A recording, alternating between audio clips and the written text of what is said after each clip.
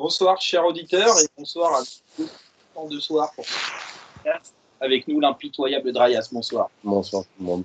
Et le mesuré Lionel, bonsoir à toi. Bonsoir tout le monde. On va revenir donc sur les deux derniers matchs du PSG, la victoire en championnat à Bordeaux, et bien évidemment celle en Ligue des Champions hier contre Galatasaray. On va commencer tout de suite par la mise en bouche, le match contre Bordeaux. Est-ce que vous avez trouvé que la prestation était bonne ou plutôt contrastée? Draias, vas-y, commence. Pour moi, c'est un match sur lequel j'ai déjà envie de noter quelque chose, c'est qu'on a été moins en maîtrise sur les ailes que contre Lyon, où Lyon, on avait vraiment fait un travail admirable sur les ailes, avec notamment les deux milieux, et notamment Gueye, qui était très intéressant, en fait, on le trouvait trop, mais il était très intéressant pour son travail sur l'aile, à couvrir Neymar, et on est pu se passer par l'axe, mais je trouve que c'est une évolution tactique en fait qui a été très cohérente par rapport au différentiel de Lyon. C'est-à-dire que Lyon, on s'est dit effectivement il y avait les deux lignes derrière, etc. Et passer par là que ça allait être compliqué. Donc on a débordé sur les ailes et Bordeaux offrait une opposition qui était très faible en fait dans l'axe avec des capacités de pressing très faibles. Et donc passer par l'axe avec avec des milieux qui étaient assez hauts et qui permettaient d'avoir un bloc, ça a permis d'avoir un match très intéressant. Il y a un chiffre qui dit tout, c'est qu'il y a 2,86 expected goal pour Paris contre 0,13 pour Bordeaux. Pour un match à l'extérieur, c'est un chiffre qui est assez notable et qui est même rare. Et je trouve que pour répondre sur la question prestation contrastée, moi je répondrais que c'était une prestation aboutie, mais un adversaire dans une lignée d'adversaires contrastés. Lionel, est-ce que toi tu as été satisfait de ce match? Après, moi, de toute façon, on en avait discuté un peu en début de saison. Cette année, moi, ce que je constate, c'est que je pense que la Ligue 1, le Paris Saint-Germain va se contenter de prendre les 3 points et de faire le taf, on va dire, entre guillemets, et qu'ils ne sont pas dans une obsession de la performance et d'être à 200% en Ligue 1. C'est-à-dire qu'on se rend compte qu'on a un championnat qui a des caractéristiques qui nous permettent de ne pas être dans l'obligation d'être tout le temps à fond. Je pense qu'on peut le voir en comparaison avec d'autres championnats où c'est très rare d'avoir des deuxièmes qui n'atteignent pas les 80 points. En Ligue 1, avoir un deuxième qui dépasse les 75 points, ça ressemble à un exploit. Donc on a la chance de pouvoir avoir pas mal de jokers en Ligue 1. Lionel, oui. Je sais pas, peut-être que c'est parce que tu touches ton micro, mais il y a pas mal de bruit, si tu peux faire attention à pas le toucher. D'accord, là c'est mieux là? Ouais, voilà, ouais. Excuse-moi. Il n'y a pas de souci. Et en fait, là, donc moi, ce qui fait qu'en Ligue 1, moi, ce que j'attends du Paris Saint-Germain, c'est avant tout de prendre les 3 points, d'éviter d'avoir des blessés. Et puis, bien sûr, c'est toujours un plus si on peut avoir des prestations avec un peu plus de jeu ou quoi que ce soit, mais je n'ai pas la même exigence pour moi en Ligue 1 qu'en Ligue des Champions. Donc, sur le match de Bordeaux, on a pris les 3 points, c'est bien. Je pense qu'on a pu se procurer un peu plus d'occasions, mais sans véritable avancante, je pense que c'est quand même compliqué, surtout quand tu as des équipes avec un bloc bas comme Bordeaux à jouer pendant tout le match. Et après, on a concédé pratiquement pas d'occasion. Je crois qu'on en a concédé aucune même. Il y a eu une seule frappe cadrée, c'est une frappe sur le côté à la 80e minute de Bordeaux. Donc dans l'ensemble, par rapport, on va dire, aux exigences que j'ai sur la Ligue 1, je suis satisfait du match Paris Saint-Germain contre Bordeaux.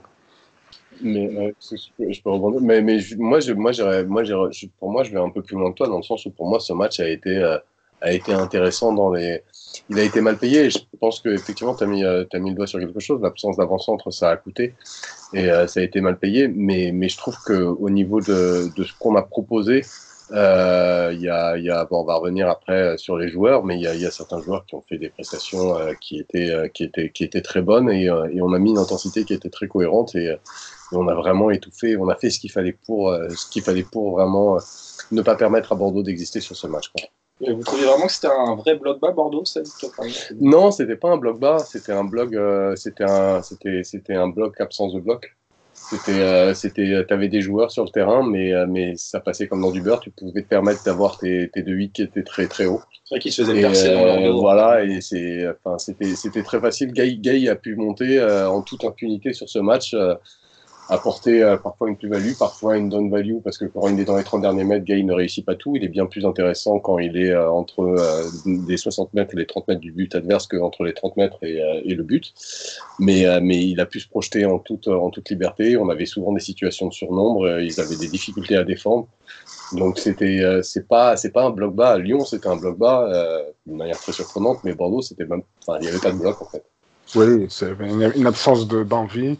Je trouvais ça un peu dommage de voir une équipe qui joue à domicile ne pas chercher à faire plus, surtout quand on voit que 3 jours avant, Reims, qu'on affronte chez nous, a été beaucoup plus cohérent et a quand même cherché à gagner. J'ai trouvé ça très bien pour une équipe de Ligue 1 qui se déplace en plus au parc. Quand on compare avec Bordeaux, ça m'a un petit peu déçu de la prestation des joueurs de Bordeaux. La même équipe de Paris en face, plus. Oui, mais c'est vrai qu'il y a au parc, Reims est venu, même pour mettre 1-0, ils sont joués pour mettre le 2-0, notamment via les changements offensifs de leur coach. Ouais. Oui, et puis même au niveau des sorties de balles, au niveau du jeu, que ce soit à Petit Paris ou autre, il y avait des choses cohérentes, des triangles, moi je trouvais que Reims avait été beaucoup plus ambitieux alors que c'était au Parc des Princes que Bordeaux à domicile, qui, même si c'est le Paris Saint-Germain, se doit d'avoir envie d'aller chercher les 3 points. Donc voilà. Lionel, toi, tu as commencé à répondre doucement à une question que j'avais envie de poser. C'est cette tendance en ce moment au fait que Paris ne plie pas les matchs, ou marque peu. Il y a eu beaucoup de victoires 1-0 où on marque en deuxième mi-temps, voire même souvent en fin de match. Donc, pour toi, si j'ai pu comprendre, c'était parce que Paris fait le minimum, enfin, le minimum non, mais fait le joue pour gagner, mais sans en faire trop, sans trop se fatiguer, et aussi le manque d'attaquants. Est-ce que vous avez d'autres explications à le fait qu'on n'arrive pas à plier ces matchs plus tôt que celle par rapport au match en question, je pense que vraiment le déficit d'effectifs par les absences a un impact monstrueux dans le sens où je pense que tu as un offensif de plus cohérent contre Bordeaux. Le match est plié. Sur l'ensemble, et après, sur l'ensemble, d'une manière générale, je tendance à dire que oui, les absences ont vraiment, vraiment, vraiment un impact. Et justement, c'est ce que disait Lionel, c'est que l'adversité en Ligue 1 ne met pas forcément le niveau, Reims excepté, mais on reviendra sur Reims peut-être après. Donc à partir de là, je pense qu'on paye. Enfin, on a quand même une situation, on a un nombre d'avant-centres qui est en méforme ou complètement ou tout simplement out, qui est juste hallucinant par rapport au nombre de joueurs qu'on a disponibles pour ces postes-là. D'accord. Lionel, tu partages donc la même analyse. Oui, mais après, bon, quand on voit par exemple l'entrée de Kylian Mbappé et le nombre d'occasions qu'il a raté, je pense qu'il y avait quand même matière à faire plus et mieux. Mais oui, j'ai envie de dire que sur ce genre de match, on a la capacité de pouvoir gérer quand on a du déchet. Il est évident qu'on ne peut pas se permettre ce genre de choses quand en face de nous, on a des adversaires beaucoup plus compétitifs. D'accord. On va parler maintenant au système. Donc, on joue une nouvelle fois en 4-3-3 avec ce trio Marquinhos, Verratti, Gay au milieu. Tourelle a déclaré d'ailleurs dans le match contre Galatasaray qu'il ne voulait jamais changer ce trio. Donc, il semble avoir trouvé son pilier. Est-ce que pour vous, on a trouvé vraiment un système au Lionel?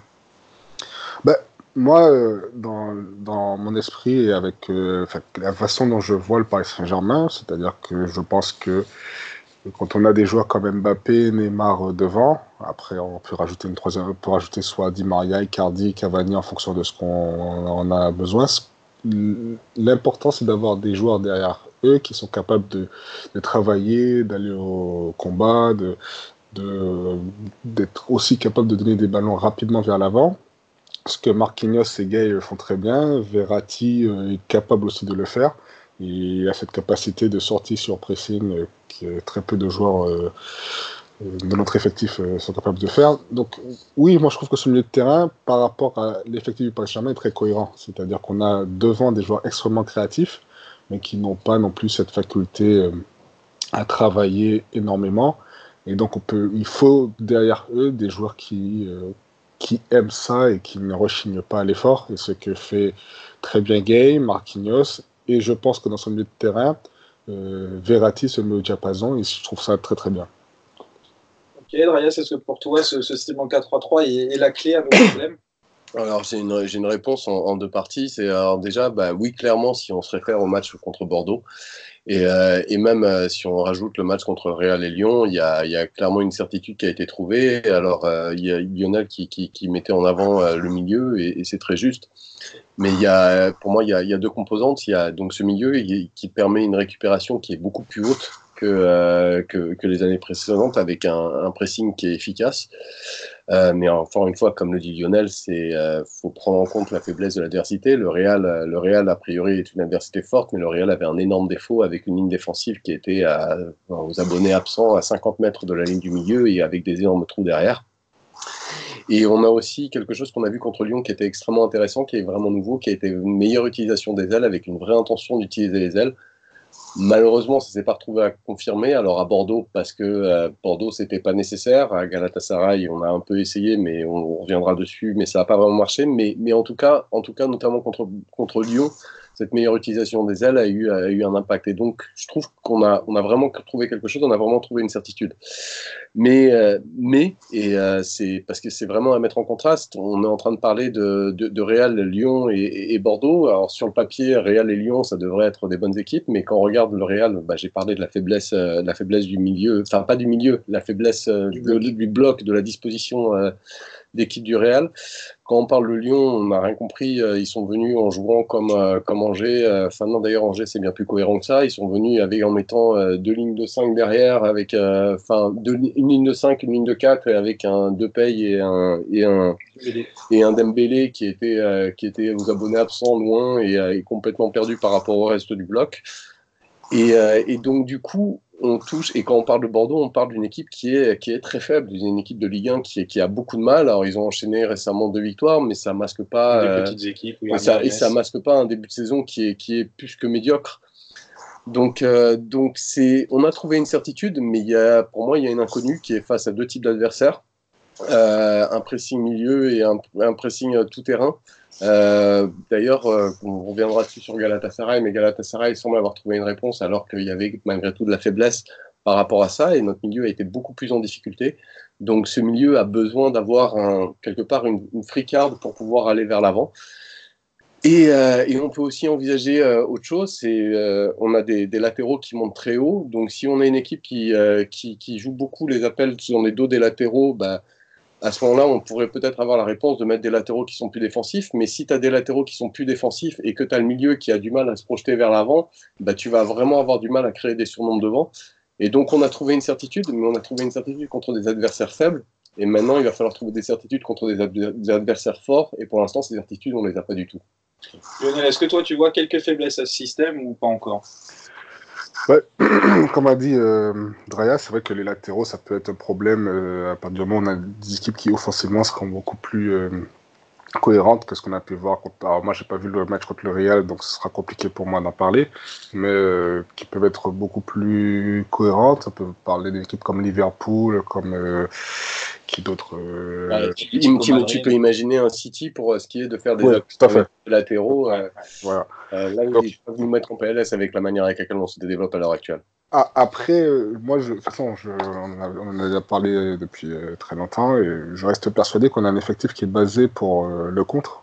Et dans ce cas-là, on peut avoir la réponse avec un Abdou Diallo sous le côté gauche, qui en plus de ça a cette qualité de savoir se projeter, qui a un très beau pied gauche, qui est peut-être un peu moins offensif que Bernat, mais qui défensivement montre qu'il est très cohérent. Et puis Thilo Kehrer, qui, s'il arrive à se remettre la tête à l'endroit, peut faire des prestations intéressantes, comme on a pu le voir la saison dernière contre Liverpool au Parc et à Naples, où il avait fait un très bon match aussi. Et même Manchester, au match aller, il avait été assez bon, surtout défensivement. Donc, je pense qu'on a une équipe cette année qui ressemble, alors toute proportion gardée, un peu à Liverpool la saison dernière, c'est-à-dire avec une équipe qui est capable de cravacher, de défendre, on va dire comme des chiens, et puis devant un trio offensif qui peut se procurer des occasions en 1 contre 1 et être assez tueur en fonction des joueurs, comme j'ai dit. Neymar, Mbappé, bien sûr, sur le papier, et puis le troisième larron qui peut être soit Icardi, soit Di Maria, soit Cavani, en fonction des besoins de l'équipe. Est-ce que tu partages ce point de vue sur des latéraux qui seraient donc plus défensifs, plus des défenseurs centraux qui seraient sur les ailes, ou pour toi, justement, dans ce système, il faut plus des latéraux qui font le jeu? Moi, je pense qu'on est obligé d'avoir des latéraux qui font le jeu dans ce système parce que tu as un milieu qui, justement, va pas permettre d'aller chercher devant. Donc, si tu vas pas apporter ton surnombre, par ton milieu, tu vas apporter ton surnombre par les latéraux et du coup créer un déséquilibre en obligeant l'adversaire à mieux défendre sur les ailes qui va te permettre d'ouvrir le milieu. Si tu commences à avoir des latéraux qui sont trop défensifs, avec ce milieu-là qui a du mal à trouver, qui peut avoir du mal à trouver les attaquants face à un pressing, ça devient, enfin, on s'enlève tout un panel d'options pour pouvoir aller devant et créer un surnombre devant. Donc pour moi, ce serait pas la réponse. Mais je voulais réagir aussi sur ce que disait Lionel, où avec un jeu qui est basé sur la contre-attaque, en soi, pourquoi pas? Mais c'est vraiment pas ce qui se dessine, parce qu'on a un milieu qui se positionne, mine de rien, relativement haut. Sur les quelques matchs qu'on a vus qui ont été cohérents, on avait des importantes projections de Gay, un petit peu moins de marque. Mais alors, je me suis un peu perdu, Merdo, oui, sur le contre-attaque. Oups, là. Ah mince. Ouais, il y a un écho. C'est Lionel, t'as enlevé le casque? Ouais, j'ai enlevé parce que sinon j'entendais une espèce de bruit de fond là qui était un peu. Et là, quand je parle, c'est parfait là. Ok, c'est nickel. Et le truc, c'est qu'en fait, pour se baser sur la contre-attaque, pourquoi pas? À ce moment-là, tu pourrais même envisager un Paredes en 6 et tu pourrais envisager une équipe complètement différente, mais c'est vraiment pas ce qu'elle tout seul a l'intention de faire, parce que c'est quand même un jeu qui est basé sur une récupération haute qu'on est en train de voir qui se met en place. Et donc, la contre-attaque, moi, je la trouve pas cohérente par rapport à la certitude qu'on s'est construit avec ce système-là. Parce que c'est pas ce qu'on est en train de mettre en place. Moi, je suis un peu entre vous deux, c'est-à-dire qu'avec cette idée de contre-pressing et de récupérer la balle assez haut dans les 40 mètres, c'est de vite exploser devant, donc ça peut être une sorte de contre. Mais c'est pas, on attend en bloc bas avec de latéraux défensifs. Oui, voilà, effectivement, mais c'est pas de la contre-attaque. Pour moi, c'est du contre-pressing et on explose vite avec nos attaquants devant. Et je partage plus l'avis de Draes. Là, il faut du coup des latéraux qui sont offensifs, qui sont capables d'accompagner les actions une fois qu'on a récupéré le ballon. Sinon, tu vas avoir un problème, tu n'auras pas de surnombre devant et pas de jeu sur les ailes. Mais en fait, j'entends ce que vous dites. Après, moi, on a pu le voir depuis qu'il est arrivé. Alors, je sais qu'il est assez critiqué, mais Tuchel a comme cette capacité à s'adapter beaucoup plus à l'adversaire que les autres coachs qu'on a eu par le passé. Et je pense qu'aujourd'hui, il a dû observer que ce soit le Real Madrid ou les équipes qu'on a affrontées depuis le début de saison. Il s'est rendu compte que les latéraux qu'on avait permettaient d'imposer le jeu qu'il est en train de mettre en place. Mais je pense que si demain matin on affronte une équipe comme Liverpool, City ou autre, il sait pertinemment que ce sont des équipes qui peut-être ont plus cette capacité à nous priver du ballon et peut-être qu'il faudra modifier sa tactique. Donc je pense que ça dépendra aussi en fonction des adversaires qu'on affrontera, ce qu'on est capable de faire ou pas. Je ne suis pas sûr que contre une équipe comme City, avoir Bernat et Meunier dans l'équipe et essayer de les presser très très haut, ce sera la chose la plus... ce sera la bonne chose à faire. Donc je pense que il mettra l'équipe en fonction de l'équipe qu'il aura en face. Et cette année, il a quand même les outils pour pouvoir, en fonction de ce qu'il veut, c'est-à-dire soit récupérer le ballon rapidement, soit priver l'équipe adverse du ballon, ou peut-être jouer plus bas et contre-attaquer. Il a les outils cette année pour le faire, donc c'est déjà très très bien. Et je pense qu'il s'adaptera en fonction des situations. Mais c'est marrant que tu fasses référence à Liverpool où effectivement on avait vraiment basé le jeu, mais à Liverpool on avait mis un milieu, on avait mis au milieu, on avait mis Di Maria au milieu. Le match au retour où justement on fait une prestation qui est défensive, qui est de haut vol et effectivement on joue des contre-attaques et on en a très très peu. Et on a placé au milieu à ce moment-là un joueur qui était capable de se projeter vers l'avant. C'est-à-dire qu'on reste plus avec un milieu avec des joueurs comme Marco qui a tendance à rester trop bas ou comme Gay qui est un joueur d'appui offensif, mais qui n'est pas un joueur créateur offensif ou un joueur qui sait se positionner haut. C'est deux joueurs qui peuvent se projeter, mais au niveau du positionnement, si Gay il est positionné haut, il n'est pas aussi utile que d'autres. Et pour jouer la contre-attaque, tu vas être obligé en fait de changer ce milieu-là. Ce milieu-là n'est pas compatible pour un système de contre-attaque. Tu n'as pas de projection si rapide parce que tu as Marco Je finis juste et après je te laisse. T'as Marco qui a quelques balles longues au-dessus, en louche au-dessus. T'as Marquinhos et Thiago Silva qui commencent à en faire, mais t'as pas cette capacité de projection au sol très rapide avec des doublements et des triplements où tu vas avoir un milieu qui va pouvoir permettre de répondre à ce niveau-là avec les offensifs. Donc pour moi, ce milieu-là, il est vraiment pas compatible avec le principe de contre-attaque. Alors, la saison dernière, il y a un truc qu'il faut prendre en compte, c'est que dans une contre-attaque, malheureusement pour Saint-Germain, c'est que quand le ballon arrivait à Cavani, c'était compliqué de pouvoir combiner. Donc, on est obligé d'avoir 3 joueurs derrière qui sont capables de sortir rapidement. Aujourd'hui, alors j'entends ce que tu dis parce que je pense que ça peut être aussi une solution, soit à la place de. Enfin, je ne même pas dire soit, ce serait plutôt moi à la place de Verratti dans ce genre de cas-là, où tu peux mettre Di Maria au milieu de terrain à côté de Gay et Marquinhos et avoir une triplette. Neymar, Icardi et Mbappé devant, et jouer avec ce milieu à 3, et puis avoir les 4 centraux derrière. Mais oui, il y a plusieurs solutions, mais moi, cette année, c'est ce que j'aime dans l'effectif qu'on a, alors il faudrait qu'ils soient tous disponibles, c'est qu'on est capable d'apporter des solutions, quel que soit ce qu'on a besoin de faire, on a envie de faire, ou autre. Après, pour finir, moi, j'ai plus dans le sens de dresser sur les latéraux. Une équipe qui est vraiment dans le contre-pressing, qui est Liverpool l'année dernière, par exemple, qui ont un peu ces 3 attaquants qui savent combiner, notamment Firmino avec les 2 ailiers, et un milieu travailleur comme on peut avoir nous. Eux, ils ont 2 latéraux très offensifs, très modernes, peut-être les 2 meilleurs latéraux centreurs du monde avec Alexander-Arnold et Robertson, et non pas des centraux. Ils ont vraiment le profil pour écarter elle derrière à la récup. Bon, on verra ce qui se passe. Mais juste pour finir, ils ont quand même les 2 centraux, ces 2 latéraux ont cette faculté aussi d'être très très bons dans la couverture et de savoir défendre dans leur dos. On le voit, je ne sais plus c'est quel match, où par exemple on voit Robertson qui est capable de revenir et de se recentrer rapidement pour couvrir même ses défenseurs centraux, et Arnold pareil. Ils sont très complets ces latéraux, et je ne sais pas si à certains moments, nous on n'a pas les latéraux aussi complets, c'est-à-dire qu'on a soit des... Ils sont souvent compensés par le milieu, les latéraux de Liverpool. Oui, ils font des retours, mais il y a des fois où ils sont devant et c'est le milieu qui à ce moment-là les compense, notamment Milner beaucoup. Anderson. Voilà, ils sont beaucoup compensés par le milieu, Liverpool, je trouve. Bon, on verra bien. On va maintenant passer sur les individualités donc de ce match contre Bordeaux. On va commencer à aller parler latéraux. On va dire qu'il y a des destins qui semblent un peu opposés. On a Kurzawa qui enchaînait une deuxième chance après son match contre Reims. On y reviendra tout à l'heure. Et on a Meunier qui se retrouve avec les 2 blessés à devenir titulaire. Est-ce que vous avez vu une prestation opposée des deux, ou les deux vous ont déçu, les deux vous ont plu, Drayas? En l'occurrence, Kurzawa a fait un match moins mauvais que ce qu'il avait fait. Et ouais, c'est pas compliqué, mais bon, mais bon, après, ça reste un joueur que personnellement j'ai enterré. Il profite du fait de ne pas avoir d'autres joueurs et qu'on soit obligé de faire reposer Bernat. Mais voilà. Meunier, il a un retour en forme intéressant. Il y a toujours certains défauts. Contre Bordeaux, il sort une grosse prestation. C'est un des joueurs qui court le plus par match. Il fait moult appels. Alors après, quand il n'est pas aidé sur son aile ou pas assez aidé sur son aile, il peut avoir un petit peu plus de mal à créer des situations offensives. Il est encore parfois un peu pris dans son dos. Mais pour moi, Meunier a fait un retour en forme qui est assez notable par rapport au fait qu'on l'avait enterré. Il ne faut pas oublier que Meunier est un joueur qui mine de rien, a besoin d'enchaîner pour retrouver son niveau. Lionel, ton avis sur les 2 latéraux sur ce match? Bon, la prestation de Meunier, pour être tout à fait honnête, je ne m'en rappelle pas trop, donc c'est-à-dire que ça n'a pas été mauvais.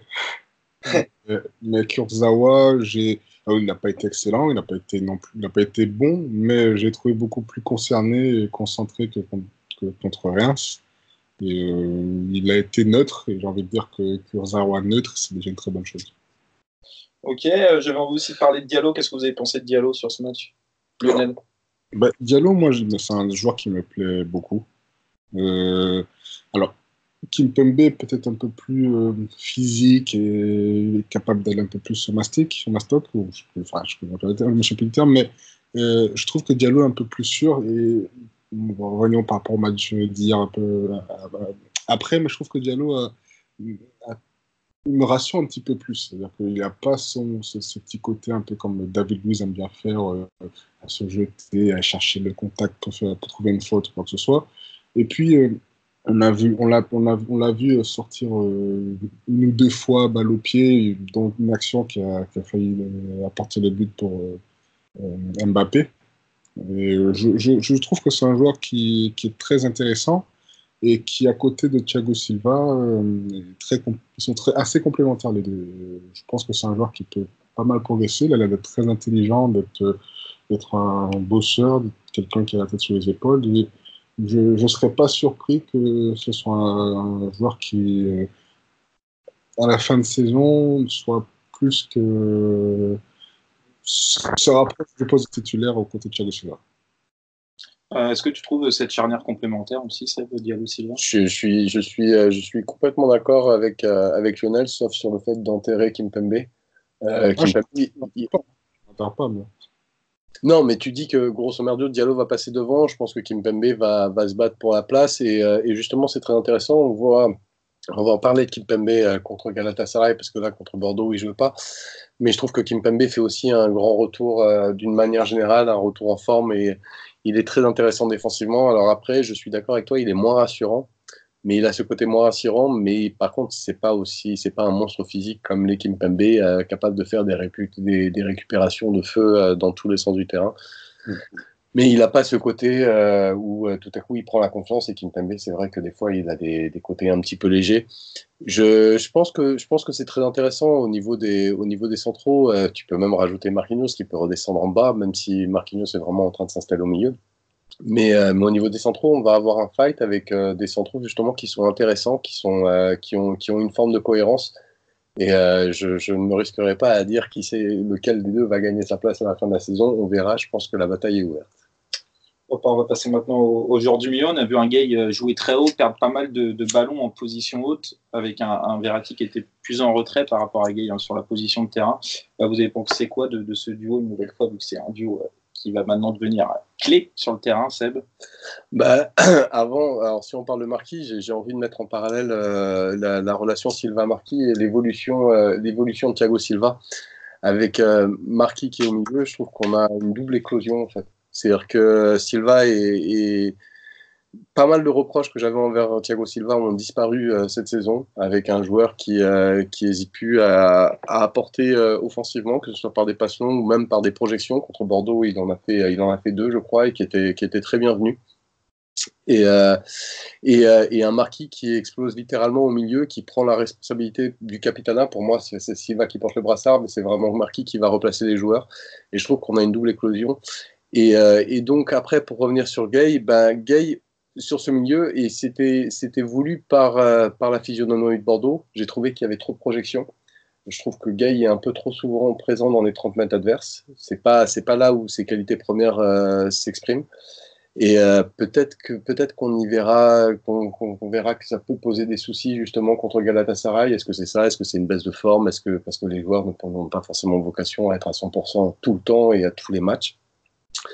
Mais il y avait cette petite crainte de voir Gay commencer à trop se projeter et un Marco qui a tendance à rester trop bas et qui parfois est plus bas que Marquinhos. Est-ce que tu partages cette crainte, du moins sur ce match? Est-ce que tu as trouvé Gay trop imprécis en position haute? Et le duo surtout avec Marco et Marquis, Lionel?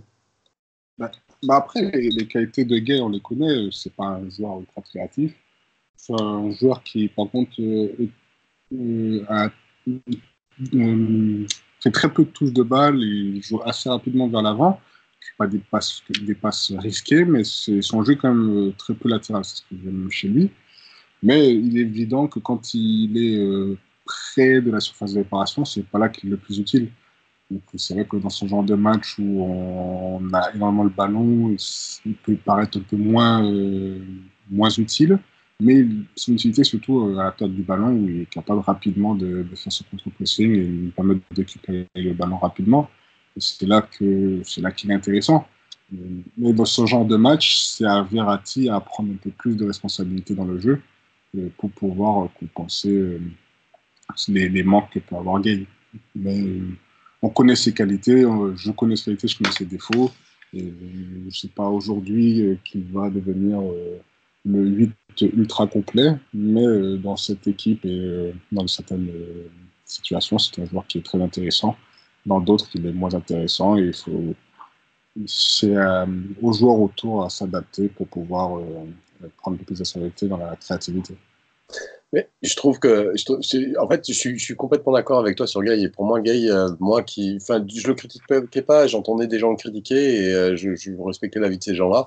Et j'ai découvert un joueur que je trouve extrêmement utile. Vraiment, c'est le mot qui le caractérise. C'est un joueur utile. Et ça me viendrait limite pas à l'esprit de le sortir du 11, en fait.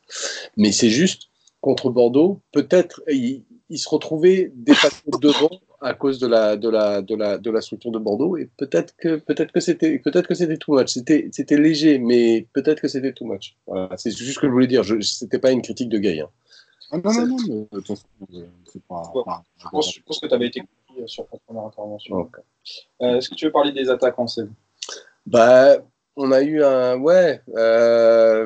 les trois d'ailleurs. On a eu un Di Maria qui a été en feu en première mi-temps avec peut-être une des mi-temps les plus abouties. Je trouve qu'il a fait au Paris Saint-Germain.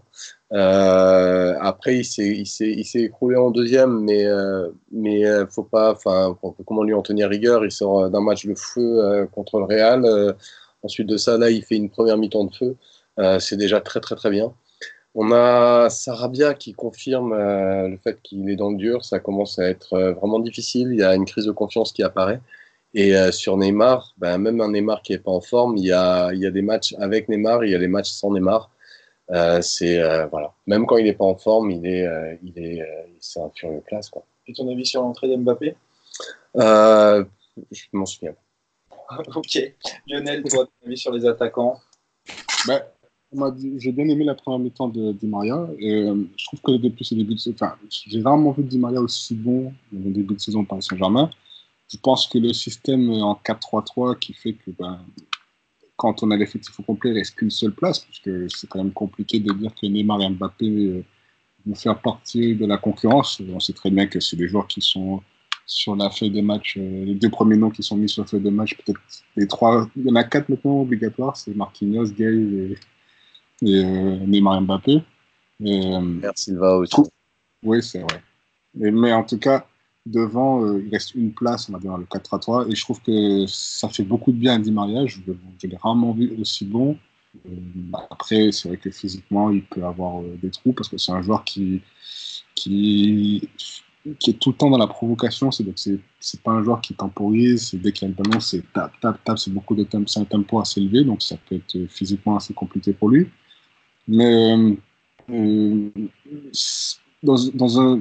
dans un schéma, comme on a pu le voir lors de ce match-là, jouer sans un attaquant qui est capable d'être dans la surface, de jouer dos au but, de tenir un, voire deux défenseurs sur son dos, c'est compliqué parce que les défenseurs, ils ont juste à gérer devant eux, et on a pu le voir rapidement quand Mbappé est rentré, qui prenait les espaces, en faisant des appels, assez rapidement, c'est procuré beaucoup plus d'occasions en 30 minutes que pendant tout le match. Donc, oui, il est évident qu'on a besoin d'avoir les trois joueurs qui ont joué devant en début de match, c'était compliqué de pouvoir faire mieux que ce qu'on a vu, en tout cas. Ok, on va pouvoir passer sur le match d'hier soir. Donc, victoire 1-0 du PSG, but d'Icardi, Paris qui s'envole en tête déjà avec 6 points, 4 points d'avance déjà sur le second. Ma première question, est-ce que pour vous c'était un vrai match niveau Ligue des Champions, Lionel? Alors, la première mi-temps, je l'ai suivi, on va dire, d'un seul œil, donc c'est compliqué pour moi d'analyser. Sur la seconde mi-temps, j'ai aimé la façon dont le Paris Saint-Germain, donc déjà assez rapidement, on a su marquer le premier but, mais la façon dont le Paris Saint-Germain a su, on va dire, souffrir, mais sans cette impression, comme on avait pu le voir la saison dernière, par exemple, certains matchs où on se disait ça va céder, ça va céder. On avait quand même cette impression que l'équipe souffrait ensemble, c'est-à-dire que tout le monde faisait les efforts. Et c'est ce que j'ai apprécié, c'est-à-dire que je sens l'état d'esprit est différent. Alors, le problème avec le Paris Saint-Germain, c'est que souvent ça dure un mois ou deux et ça ne tient pas sur toute une saison. Donc, si on arrive à garder cet état d'esprit, je pense qu'on peut avoir de très, très belles choses. Alors, je ne dis pas qu'on gagnera la Ligue des Champions, qu'on va marcher sur le championnat de France et les autres compétitions, mais quand on a cet état d'esprit, je pense qu'on a moins de risques d'avoir des grandes déceptions comme on a pu le voir ces dernières années. Et c'est ce que j'ai aimé, c'est de voir que le Paris Saint-Germain, sur ce match-là, a montré un état d'esprit qu'on a envie de voir sur toute la saison. Et Galatasaray, alors surtout en seconde mi-temps, en fin de match, a vraiment été très très bon. J'ai vu de très belles phases, de très belles sorties de balles de la part de l'équipe adverse. Donc je trouve qu'on est tombé sur un adversaire qui a quand même cherché à faire du jeu, surtout en seconde mi-temps. Et ça a permis de voir un match, enfin, en tout cas, je reviens sur la seconde mi-temps, mais une seconde mi-temps très intéressante. Donc, dans l'ensemble, je suis satisfait. Alors, c'est vrai qu'on doit être un peu plus tueur, parce qu'on gagne chaque fois 1-0, donc ça permet quand même, sur les 5-10 dernières minutes, ça permet à l'équipe adverse de pouvoir espérer. Donc, il faut apprendre à tuer les matchs, mais il y a eu de très bonnes choses. Et par exemple, un joueur comme Choupo-Moting, j'ai vraiment apprécié son entrée. Je trouve que c'est un joueur qui, pareil, cette année, a l'air beaucoup plus posé, c'est-à-dire qu'il sait ce qu'il a à faire. C'est pas un top joueur, mais je trouve beaucoup plus utile cette année que sur les autres, sur la saison dernière où vraiment je me demandais mais qu'est-ce qu'il fait là, quoi. Maria, est-ce que ton avis est plus mitigé ou non? Mon avis est un peu plus mitigé. Il faut prendre en compte Galatasaray. Je suis assez d'accord. J'ai trouvé vraiment une équipe intéressante, excepté le premier quart d'heure. On arrivait à les prendre dans leur dos avec des passes longues, deux de Marco et une de Thiago Silva. Mais faut pas oublier que c'est un match où les deux équipes ont eu 70% de passes. Nous, c'est astronomiquement faible par rapport à nos habitudes. Et pour Galatasaray, ça semblait plutôt être la norme. Et je pense qu'une équipe qui propose le même style de jeu que Galatasaray, mais avec un peu plus de cohérence et un peu plus de précision, etc., peut nous mettre en difficulté. Et je pense qu'on n'a pas été en difficulté à cause de la faiblesse de Galatasaray. C'est-à-dire qu'à la fois, on a été en difficulté, et comme tu le dis, effectivement, on a su souffrir ensemble. On a su souffrir ensemble. Mince, excusez-moi, je bug. On a su souffrir ensemble face à une équipe qui était cohérente, mais face à une équipe qui est cohérente et qui est efficace dans ses passes, on risque d'être beaucoup plus en difficulté. De manière générale, j'ai trouvé notre prestation qui était bien moins cohérente des trois matchs auxquels on faisait référence avant, à savoir Bordeaux, Lyon et le Real. Offensivement, on a eu peu de tirs à la mi-temps. C'est mieux en seconde, mais à la mi-temps, on finit avec 5 tirs. Par contre, en deuxième mi-temps, on est vraiment devant. Et on a un adversaire qui arrivait bien mieux à passer notre milieu et à trouver des solutions devant. Alors pourquoi à mes yeux? Il y a la possible carte de l'excès de confiance. On a pris confiance avec ce système, c'est possible. On a eu un milieu qui était moins performant, on va revenir dessus derrière. On a eu un bloc qui était également moins cohérent, beaucoup plus d'espace entre les lignes que sur les matchs précédents. Une ligne d'attaque qui a été brouillonne et trop personnelle. Mais la première explication, c'est la carte de l'excès de confiance, mais la deuxième explication, c'est justement la prestation de Galatasaray, avec des milieux qui ont été capables de trouver des décalages et d'exploiter les space dans notre terrain. Et ça nous a mis vraiment en difficulté. Et qui était capable d'avoir des projections rapides avec un repli rapide. Et on était dans l'incapacité de trouver un temps d'avance à cause de ça. Et vraiment, c'est paradoxal, la prestation de Galatasaray. C'est à la fois l'équipe la plus forte qu'on a rencontrée depuis le début de la saison, mais c'est en même temps une équipe qui avait plein d'insuffisances au niveau des précisions qui faisait qu'il y avait ça. Après, il y a le point pour les ailes.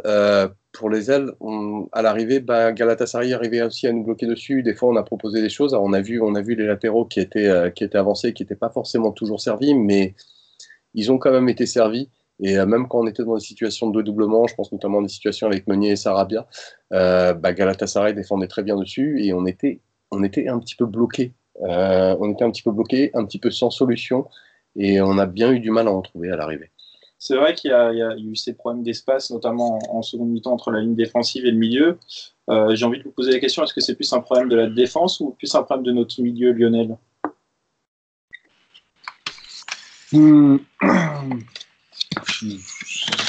C'est compliqué d'analyser comme ça. Si tu les as vus, ça n'a peut-être pas vu de problème d'espace, toi. On n'a pas vraiment été en difficulté, je trouve, dans le dos de notre terrain. Après, peut-être qu'on peut jouer avec un bloc un peu moins distendu, mais ça ne m'a pas choqué en soi. Seb, toi, vu que tu as soulevé ce problème. Je trouve que si. Enfin, pour moi, le problème vient du milieu justement où on n'était pas capable de les arrêter, avec à la fois des milieux qui avaient tendance à se projeter. Je pense notamment à Ganagay, qui était très souvent projeté, qui ouvrait des espaces, avec un Marquinhos qui était un peu au four au moulin défensivement. Et je pense que le problème est plus venu du milieu, parce que j'ai trouvé la ligne défensive très cohérente, au moins en tout cas en première mi-temps. Je les ai trouvés intéressants. Alors, un peu trop de prise de risque de Kimpembe, on reviendra dessus. Mais à côté de ça, 19 récupérations, etc. etc. Mais non, pour moi, le problème est clairement venu du milieu et de pas avoir été capable. Après, il y a un autre facteur à faire rentrer, c'est l'intensité qui a été mise. Moi, j'ai vu le match dans un bar où beaucoup de gens criaient contre l'arbitrage à l'arrivée. Quand tu revois le match, j'ai revu juste la première mi-temps, mais quand tu revois la première mi-temps, tu t'aperçois qu'il n'y a pas forcément plus de fautes, c'est juste que Galatasaray mettait une intensité et qu'on n'a pas été capable de répondre à cette intensité. Et ça pose vraiment question, c'est est-ce que quand on va se retrouver face à une équipe qui nous rentre dedans à la fois footballistiquement et physiquement, est-ce qu'on va pas commencer à s'écrouler parce qu'il y avait un petit côté comme ça où tout à coup le bloc était en train de se déliter, les lignes qui commençaient à s'espacer en première mi-temps, c'était notable entre l'attaque et le milieu de terrain.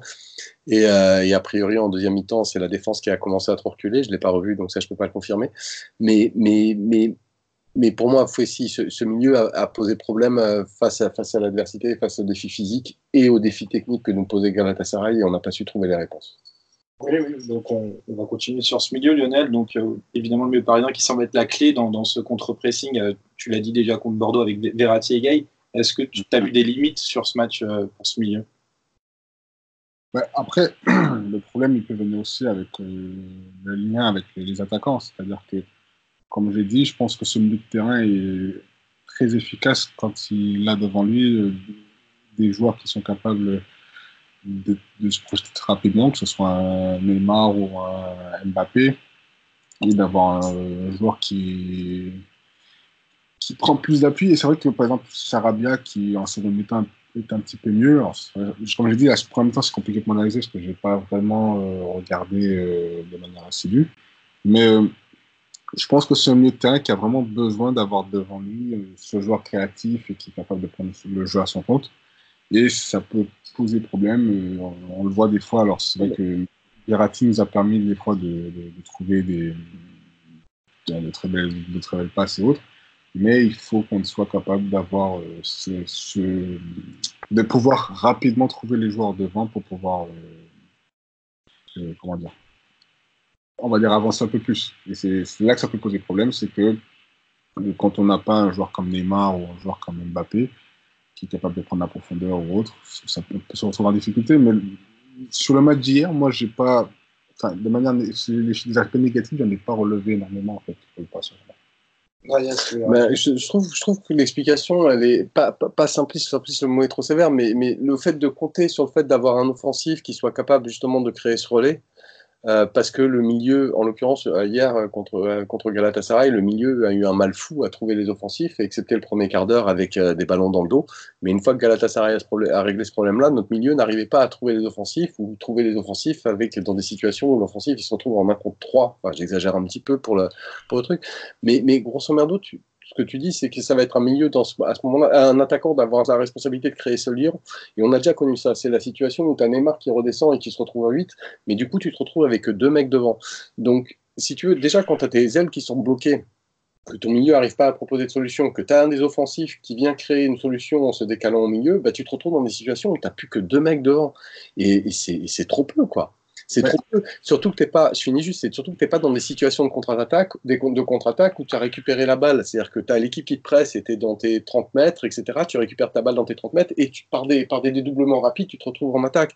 Non, tu es dans des situations où tu es au milieu, donc l'équipe en place, l'équipe adverse est en place et tu vas te retrouver avec 2 mecs qui vont devoir réussir à créer une solution tout seul. Enfin, pour moi, ça marche pas. Dans ce genre de situation, tu es obligé de mettre quelqu'un au milieu qui justement va faire ce relais pour pouvoir être libre avec au moins 3 attaquants devant. On joue déjà avec 3 offensifs et on a régulièrement des problèmes de surnombre devant. Alors ces problèmes avaient un peu disparu sur les précédents matchs, mais là tout à coup ils sont réapparus Et se dire qu'on va compter sur un attaquant pour pouvoir pour pouvoir créer ce lien qui nous manque, bah c'est nous dépeupler devant, et déjà on a des problèmes de sous-nombre, enfin ça va vraiment pas améliorer la situation. Le truc, en fait, j'entends ce que tu dis, mais le truc, c'est que quand tu prends un joueur comme Sarabia ou même Icardi, qui est plutôt un joueur d'appui et autres, ce ne sont pas des joueurs qui sont qui n'ont pas cette force du 1 contre 1. On a dans notre effectif, que ce soit Di Maria, Neymar ou Mbappé, qui sont des joueurs qui sont très très bons dans le 1 contre 1. Donc en fonction des adversaires, en fonction des besoins, tu peux te retrouver avec 3 joueurs devant qui sont très bons dans le 1 contre 1, comme tu peux avoir juste besoin d'un joueur en appui et deux Il faut les toucher, ces joueurs qui sont bons en 1 contre 1. Si ton milieu n'arrive pas à les trouver dans des situations ne serait-ce qu'un petit peu favorables. Si par exemple, après bien sûr, tu as Neymar qui est le Furio class absolu, qui est capable tout à coup, dans une situation alors qu'il n'est pas en forme, de trouver une solution à 4 contre 1. Mais bon, ça c'est exceptionnel. Mais grosso merdo, tu te retrouves dans une situation où tu vas te reposer que sur la possibilité d'avoir un exploit individuel. Mais si sur ce match-là, c'est pas suffisant se reposer dans une situation où tu es contraint à l'exploit individuel, ça va pas être suffisant. Ça peut être suffisant sur un match contre Liverpool, mais sur une campagne de Ligue des Champions, ça va pas te permettre d'aller plus loin. Peut-être que tu vas sortir, si tu réfléchis comme ça, peut-être que tu vas te retrouver à sortir en quart de finale en étant moins ridicule que ce qu'on a pu l'être sur les dernières saisons, mais à l'arrivée, tu sortiras en quart de finale de la même manière, parce que dès que tu vas avoir une équipe cohérente et que tu vas te retrouver avec un offensif qui devra venir récupérer la balle plus bas pour ensuite essayer de créer un exploit pour pouvoir la passer devant, pour trouver un attaquant qui lui-même devra retrouver un exploit pour essayer de créer une situation, et que les défenses en face, ce sera les défenses de Liverpool, ce sera la défense du Bayern, ce sera la défense même de City, etc.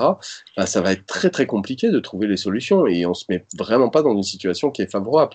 Si ton milieu n'est pas capable de trouver la solution pour créer un lien avec devant, tu es obligé de renforcer offensivement ton milieu.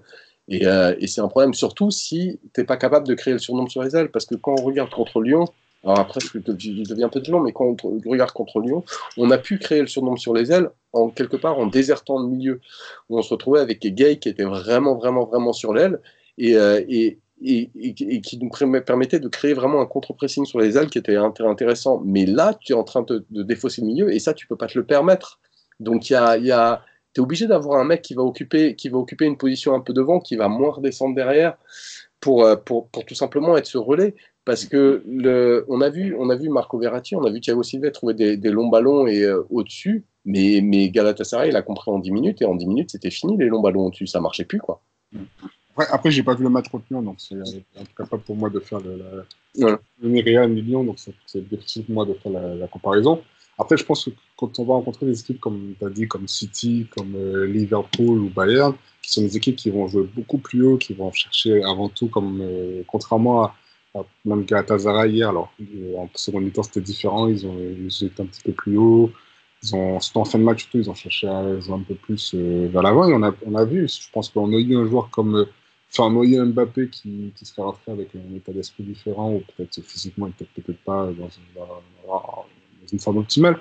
Mais on l'a vu que si on arrive à trouver rapidement nos joueurs offensifs, on a pu le voir en fin de match avec 2-3 occasions, ou à 2 ou à 3, on a été capable de se procurer des occasions seules. La force de cette équipe, en tout cas la force de notre équipe quand elle est complète, c'est d'avoir ces joueurs qui sont capables rapidement de jouer les 1 contre 1. Et quand Pardon, tu l'as dit, mais tu l'as dit la phrase, trouver rapidement nos offensifs. Mais si dans ton milieu, tu n'as pas cette capacité à trouver rapidement tes offensifs, tu fais comment?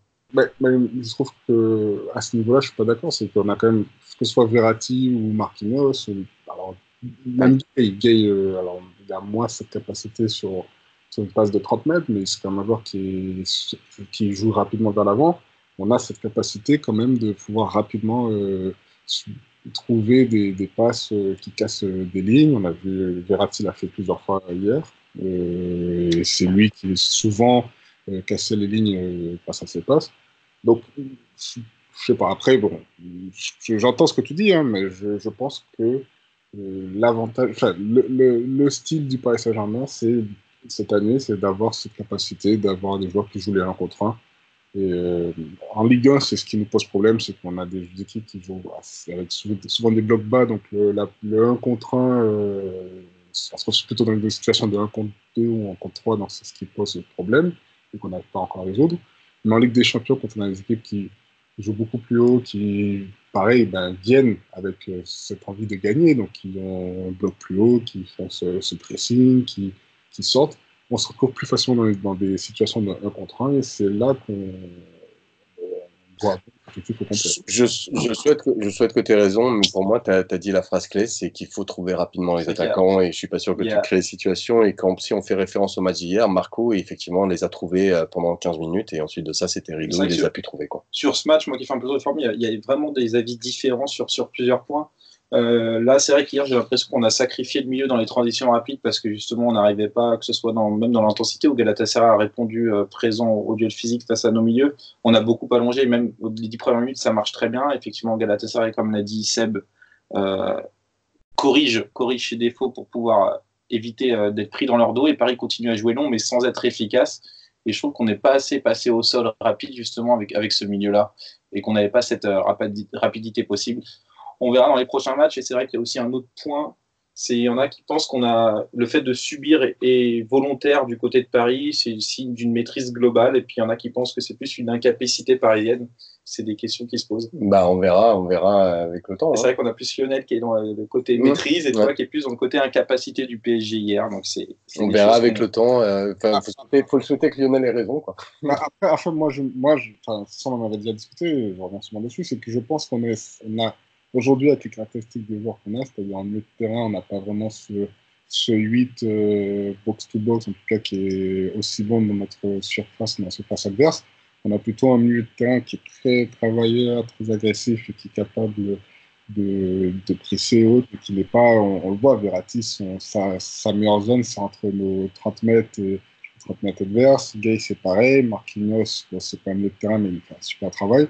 Je pense qu'on a cette équipe qui doit apprendre, et c'est ce qu'on essaie de faire, je pense qu'il doit apprendre à souffrir et apprendre à savoir accepter de ne pas être forcément tout en position haute. Et puis devant, on aura 3 joueurs offensifs, que ça peut être soit, pour moi, aujourd'hui, je retiens un peu Cavani dedans parce que je pense qu'il n'est pas adapté à ce schéma, parce qu'il faut qu'on ait des joueurs qui sont capables de combiner tout ensemble. On va en parler. Neymar, Icardi, Mbappé, ou Neymar, Mbappé et Di Maria, en fonction de ce qu'on a besoin, en fonction des besoins. On a cru comprendre ton point de vue sur ce milieu travailleur et donc des attaquants rapides pour jouer le 1 contre 1. On verra par la suite ce qu'on proposera. On va passer maintenant sur les individualités. Alors, il y a une équipe type qui semble se dégager à 2 postes près, donc le poste d'arrière droit et un des attaquants. Donc, on va parler par ceux qui jouaient hier peut-être leur place. Donc, on a Icardi vs Di Maria, sûrement, qui se disputeront cette 3e place. Donc, je vais vous demander votre avis sur ces 2 joueurs hier. Seb. Pour les deux, ça sera tendance négative. C'est-à-dire qu'on a un Di Maria qui a beaucoup proposé, mais qui était beaucoup trop solo, contrairement au match qui nous avait sorti contre le Real, où il savait à la fois être solo et faire des passes. Et on a un Icardi qui a fait quelques remises intéressantes, ce que tu étais en train de mettre en lumière avant, Lionel, avec un jeu de haut but 1 ou 2 fois, mais qui ne l'a pas fait assez, qui est à court de forme, clairement. Il est en train de revenir. Et donc, c'était insuffisant de la part des deux. Et si toi, tu devais mettre un joueur par rapport au système qu'on a, ce serait lequel des deux? Pour moi, tu sais que j'ai une très grande faiblesse pour Icardi, qui pour moi est la définition même de l'attaquant moderne. Et quant à Icardi, pour moi, c'est un non-sens de pas jouer avec, parce que c'est un joueur qui va savoir jouer de haut but. Il va savoir, c'est très marrant parce qu'il est plutôt lent en fait. Mais tout en étant lent, il a une qualité d'appel qui est peut-être la meilleure qualité d'appel du monde à l'heure actuelle. C'est un joueur qui est extrêmement efficace. Il a un ratio de tir-but qui est juste excellent. Et donc moi, j'ai une faiblesse pour Icardi, donc je ne serai pas objectif. Mais pour moi, la problématique, de toute façon, va se jouer au milieu. C'est-à-dire que si on joue avec... Il y a peut-être un avantage à jouer avec Di Maria dans le système dans lequel on est, dans le sens où ça éviterait peut-être à Neymar de redescendre plus bas, et ce serait Di Maria qui aurait plus la responsabilité de redescendre plus bas. Mais à ce moment-là, on se prive du fait d'avoir ce que Lionel mettait en avant très bien tout à l'heure, le fait d'avoir une autre tactique dans le jeu, avoir quelqu'un qui est capable de remettre dos au but sur Neymar ou sur Mbappé. C'est pas simple, mais si on a ce milieu-là, j'aurais tendance à dire Di Maria, mais à contre-cœur. Toi, Lionel, ton avis sur la prestation des deux joueurs et sur lequel tu mettrais dans ton style? Ben, après, moi, alors, je peux mettre les deux en concurrence, mais en fait, je mettrais Di Maria en concurrence avec deux joueurs. C'est soit avec Icardi ou soit avec Verratti. Là, on est d'accord, mais c'est autre chose. Et en fait, en fonction, c'est vrai que en fonction, par exemple, si on a besoin d'avoir un milieu de terrain qui est capable de se projeter un peu plus, tu peux mettre Di Maria à la place d'un Verratti, parce que je pense qu'il est moins capable de faire les efforts que font Gay et Marquinhos. Et qu'on doit, pour moi, avoir par exemple un milieu de terrain Verratti Di Maria, ce serait avoir un doublon et se priver d'un joueur très travailleur comme Gay, qui ne serait pas productif pour un Marquinhos. Et de se retrouver avec un Icardi en pointe. Donc ça dépendra du système. Mais moi, je préfère le trio Icardi, Di Maria, Neymar, pour la simple bonne raison que Mbappé en pur neuf, je ne suis pas sûr que ce serait lui faire un cadeau, surtout quand on voit les défenses centrales des équipes adverses. J'imagine Mbappé en pur neuf avec, je sais pas moi, Sergio Ramos, Varane au top de leur forme. Je pense que il serait pas, il serait en difficulté. Donc, je pense que le trio, en fonction par rapport à la qualité de nos joueurs, je pense que le trio le plus cohérent, ce serait Neymar, Icardi, Mbappé. Et je serais triste de devoir mettre un Di Maria sur le banc, surtout un Di Maria avec le niveau actuel. Donc, Il y a un autre joueur qui avait peut-être des points à gagner. On verra quand Kerr et Dagba reviendront. C'est Meunier. Qu'est-ce que vous avez pensé de sa performance, Lionel? je ne l'ai pas trouvé mauvais. Après, c'est vrai qu'offensivement, il n'a pas apporté énormément, mais je pense que c'est un joueur qui a besoin aussi d'avoir devant lui un joueur en pleine confiance. Et quand tu as dans le couloir droit Meunier qui n'est pas en pleine confiance, et Sarabia qui, pareil, n'est pas à 100%, je pense que ce soit, enfin, les deux ne se permettent pas de lever le niveau. Donc, j'ai trouvé très très dur les critiques sur Meunier hier. Je ne l'ai pas trouvé exceptionnel, mais je l'ai déjà vu moins bon que ça. Darius, ton avis sur le match de Meunier? Meunier, déjà, j'ai envie de dire un truc positif, c'est que c'est un des rares qui a su répondre aux défis physiques que nous a proposé Galatasaray. Une fois que Galatasaray a élevé le niveau physique, on a d'une manière générale la majorité de l'effectif parisien qui s'est un peu écroulé. Marquinhos surnage toujours, mais il n'a pas été utile balle au pied. Enfin, peut-être qu'on reviendra après sur le milieu, je sais pas. Mais donc déjà, j'ai envie de mettre ça en avant. C'est un des joueurs qui a le plus couru. Et il n'a pas toujours été servi. Alors après, il s'est fait prendre quelques fois dans son dos. Il a eu du mal à créer des différences. C'était une prestation qui était moins intéressante que celle qu'il a fait à Bordeaux. Mais ça reste une prestation encourageante et ne serait-ce que pour l'impact physique, j'ai envie de le mettre en avant. Et au-delà de l'impact physique, il y a un truc très intéressant, c'est sa faculté en contre-pressing à aller récupérer des ballons en avançant. Ouais. Il en a fait beaucoup. Pour moi, ça rentre dans l'impact physique. Ouais, mais c'est pas que dans les duels. Oui, c'est oui, aussi oui. ce côté défendre en avançant et récupérer le ballon. Il était vraiment dans ce côté contre-pressing. Il était indispensable hier. Plus que Bernat d'ailleurs sur ce côté-là, d'aller récupérer les ballons pour aider l'équipe à avancer dans la récupération. Et je crois que c'est un joueur qui, oui, a besoin de rythme peut-être, qu'il en a peu eu ces dernières années. Et quand il commence à enchaîner les matchs, il n'est pas forcément extraordinaire, mais il est au moins très utile. Après, il faudrait voir avec le retour de Dagba et Kerrer, par exemple, Seb, tu mettrais qui toi titulaire du coup? Dagba, faut voir. En fait, Dagba, ça aurait été très intéressant de le voir sur un match comme hier, parce que pour l'instant, Dagba, on n'a qu'une seule indication, c'est que c'est un joueur qui est plutôt pas mal. Et on a une autre indication, c'est qu'il a des dispositions pour se blesser souvent.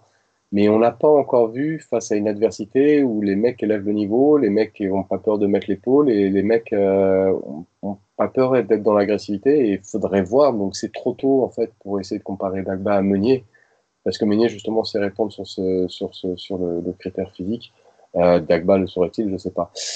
Kerrer, c'est un joueur très intéressant, mais pour moi c'est un central. J'ai du mal à comprendre pourquoi on le mettrait sur l'aile, sauf à moins de vouloir cadenasser. Et pour l'instant, il fait quelques bourdes, mais c'était sa première année, il est très jeune, là il revient de blessure, il va falloir attendre beaucoup pour Kerrer.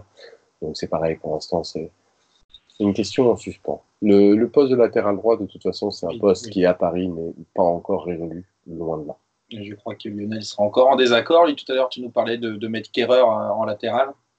Ouais, en fait, l'un des avantages cette année, c'est que dans le côté de Kerr, il a quand même un joueur comme Gay, qui est capable de pas mal l'aider, ce qui n'était pas. Enfin, la saison dernière, il n'y avait pas ce joueur sur son côté qui est capable de l'aider. En plus de ça, je trouve que cette année, je sens comme s'il y a un peu plus de sérénité, un peu plus de calme au Paris Saint-Germain. Et Kerrer, c'est un joueur, on a pu le voir la saison dernière, qui peut être très bon à certains moments et qui peut être extrêmement mauvais. C'est vrai que c'est un joueur, c'est compliqué en fait de savoir c'est quoi son vrai niveau. Et, euh, et, et en prenant en compte que le couloir gauche du Paris Saint-Germain, quand on est au complet, c'est-à-dire parce que Neymar joue un peu plus à gauche, et c'est Bernat qui a un couloir beaucoup plus, on va dire que notre point fort. Et à droite, dans le 4-3-3 que j'imagine, on a Mbappé qui fait un peu moins d'efforts. Je ne mettrai pas un couloir droit Mbappé Dagba ou Mbappé Thomas Meunier. Ok. Bon, on verra. C'est beaucoup de questions qui se posent. On va maintenant parler de la défense centrale parisienne qui a été beaucoup mis à contribution, notamment en fin de match, puisqu'on a subi et su subir surface. Qu'est-ce que vous avez pensé de ce duo Kimpembe-Silva, Dreyas? Est-ce qu'il t'a donné satisfaction? Bah, Silva, il n'y a pas grand-chose à redire sur son match. Après, il y a cette truc comme quoi il aurait reculé en deuxième après avoir pris le but. Peut-être que c'était censé et tout ça, mais en tout cas sur la première, il a une passion qui est superbe. Il gagne quasiment tous ses duels. Kimpembe, c'est plus paradoxal. Il y a Optajan qui a mis en valeur une statistique qui est quand même folle, qui est d'avoir gagné 19 duels et qui est le plus gros nombre de duels gagnés depuis que Optajan fait les statistiques en Ligue des Champions. Donc c'est quelque chose de très très fort à ce niveau-là. Mais on a vu aussi des passes qui n'étaient pas affirmées. On a vu aussi des passes qui n'étaient pas affirmées, des passes qui ont été dangereuses. Un peu trop tendance à se reposer sur le truc de David Luiz, tu sais, de se mettre devant le joueur et de tomber pour obtenir une faute. Et mais Kimpembe, il y a toujours eu cette problématique de l'excès de confiance chez le joueur. Il a du mal à gérer sa confiance ou des fois il se lâche un petit peu trop. Et hier, il a fait une prestation paradoxale, c'est-à-dire qu'à la fois il a été excellent défensivement, offensivement il a peut-être pas assez apporté, il a tenté une montée mais il a vu que ça servait à rien. Mais ça je le jugerai pas là-dessus parce que je jugerai plus l'équipe pour son apport offensif. Mais par contre, il y a eu des passes qu'il a faites qui étaient vraiment pas bien assurées et donc une prestation paradoxale de Kimpembe et une prestation monstrueuse de Thiago Silva qui est dans la lignée de ce qu'il fait depuis le début de la saison. Est-ce que tu partages cet avis, Lionel? Oui, tout à fait. Il n'y a rien à rajouter. Ok. C'est vrai qu'Ipembe était dans son confort, dans le sens où quand il a besoin de gérer un attaquant comme Falcao dans le duel pur, il sait faire. Ouais, et par contre, il le fait vraiment bien. Ça, il le fait très bien. C'est vraiment bien. C'est un des meilleurs Européens pour ça, limite, quoi. Et en stopper, il est monstrueux, quoi. Je voulais juste parler de Sarabia. Mais j'allais vous. Tu peux Ah, en parler. pardon. Non, vas-y, après on reviendra sur le milieu. Parle de Sarabia. Ah, ok. Ben, Sarabia, c'est à noter. C'est un joueur qui a passé une première mi-temps en mode zombie, perdu, perte de confiance. Et ça fait plaisir qu'il fait sa passe décisive, mais j'ai l'impression malheureusement que ce ne sera pas suffisant parce que la confiance elle est entamée. Je pense que c'est un joueur qui sait qu'il joue à ce poste-là parce que il y a X blessés. En plus, on lui demande de beaucoup se recentrer sur l'intérieur, alors que Sarabia est peut-être un joueur qui a plus de facilité s'il est vraiment ailier. Et, euh, et l'un dans l'autre, enfin, les journées se suivent et s'aggravent dans le sens où c'est un joueur qu'on a vu au début qui était très intéressant, un peu simpliste dans ses choix, mais très efficace, cherchant toujours à jouer vers l'avant. Et clairement, il y a la confiance qui vient s'en mêler là. Et il faudrait qu'il y ait une bonne gestion de Tourelle. Mais on reviendra après sur la gestion de Tourelle. J'ai l'impression que ça va devenir compliqué pour le pauvre Sarabia. Lionel, ton avis sur Sarabia? Non, moi je pense que c'est un joueur qui découvre un nouvel environnement. Il arrive dans un championnat où l'impact physique ou les contacts ne sont pas autant en avant. Et puis pareil, enfin, je suis pas sûr qu'il est. Je sais pas s'il a déjà. S'il a Ligue des Champions, Séville joue en Ligue des Champions l'année dernière. Il a joué, ouais. Oui, mais c'est pas. Enfin, c'était pas non plus. Enfin, Il n'y a pas de gros match référence. Non. voilà. Donc moi, je suis pas inquiet. Je pense que c'est un joueur. De toute façon, au prix où on l'a acheté, et quand on voit l'effectif, on savait que c'était pas non plus pour en faire un titulaire indiscutable. Je pense que c'est un joueur qui, au fur et à mesure qu'il va se sentir un petit peu mieux dans l'effectif, va apporter. On peut le voir par bride depuis le début de la saison, sur ses déplacements, sur ses appels, sur sa capacité à savoir jouer pied droit, pied gauche. Il peut faire beaucoup mieux que ce qu'on a vu depuis le début de la saison et même de ce qu'on a vu hier. Mais je pense qu'il faut lui laisser le temps. Février, mars, je pense qu'on verra son apport, surtout en sortie de banc. Mais après, j'ai plus l'impression que Sarabia est pas fait pour notre jeu, comme peut l'être Draxler. C'est des purs joueurs de position. Et on n'a vraiment pas un jeu de position. Et c'est des joueurs qui, comme tu l'as dit tout à l'heure, Lionel, Sarabia en 1 contre 1, c'est vraiment pas son rôle. Non. C'est un joueur qui a besoin de trouver l'espace quand il y a des appels et que le jeu soit bien positionné. Donc peut-être qu'il n'est pas fait pour ce jeu-là qu'on veut développer. On verra plus tard. C'est très utile, surtout dans le profil que vous recherchez en 8. De ce joueur. Oui, c'est son vrai poste. 8, c'est là où il a fait ses meilleurs matchs à Séville. C'est vrai que ce serait intéressant de le voir sur certaines configurations. Je ne suis pas sûr que Tourelle ait envie de l'essayer. Tu parlais dans la gestion de Tourelle. Oui. C'est vrai qu'il utilise beaucoup de joueurs qui ne sont pas à leur poste et Sarabia, il l'utilise pas forcément à son poste. Mais bon, on verra bien. On va parler maintenant du trio du milieu. Drayas, qu'est-ce que tu as pensé des 3 joueurs du milieu, ce trio qui devient indéboulonnable? Gay, alors va expédier Marco qui est peut-être un des meilleurs, mais qui pendant un quart d'heure fait la pluie et le beau temps du Paris Saint-Germain et qui ensuite de ça un peu mal. Il a eu du mal à répondre aux défis physiques. Le seul du milieu qui a su répondre aux défis physiques avantageusement, ça a été Marquinhos, mais Marquinhos a été bien trop faible, balle au pied, des passes imprécises, très très peu de ballons longs, voire quasiment aucun. Je crois qu'il n'en a fait aucun sur le match. Voilà, Marquinhos, c'est à la fois essentiel défensivement. Il a un retour défensif sur la ligne, sur l'aile, et puis un retour dans les buts qui nous a rappelé une action à Chelsea qui a été dantesque. Donc défensivement, il a été dantesque au milieu, mais on attend plus quand il est au milieu, notamment au niveau de l'utilisation du ballon. Marco, lui, par contre, s'est fait bouffer physiquement, mais il a fait un premier quart d'heure où c'est peut-être le milieu le plus intéressant. Et Gay s'est retrouvé à beaucoup se projeter avant de rentrer dans le rang et de plus tellement être utile. Mais il s'est projeté, je suis pas sûr de l'escient, de l'intérêt, parce qu'il s'est projeté plus qu'à Bordeaux en début de match et sans forcément couvrir une aile. Il était très souvent pas très utile devant et on n'a pas assez vu au milieu, je trouve. Et quand il est redescendu au milieu, c'est une fois qu'on prenait l'eau et il avait beaucoup de mal à être utile. Mais après. Les joueurs sont pas des machines, c'est normal qu'il peut avoir une prestation un peu moins bien. Je trouvais que Gay était un peu moins bien par rapport aux standards auxquels nous avait habitués. Lionel, tu as un avis sur ce milieu? Non, ça on en a déjà parlé au début. Comme j'ai dit, je vous ai trouvé. Verratti, alors, la première mi-temps, comme j'ai dit, c'est compliqué d'analyser, mais je trouve que les 15-20 premières minutes de la seconde mi-temps, il a été très très bon. Il me semble que la plupart des occasions qu'on a eues partent de lui. Sur le but, c'est lui qui fait l'avant-dernière passe pour Sarabia. Il fait une superbe passe pour Di Maria, pour un contre 1 que Di Maria rate. J'étais surpris parce que Di Maria, je trouve que c'est un joueur qui a un contre 1 très peu de déchets. Je trouve aujourd'hui qu'il est pas mal. Donc j'ai bien aimé la prestation de Verratti. Gay a été assez bon, surtout dans son jeu en une touche.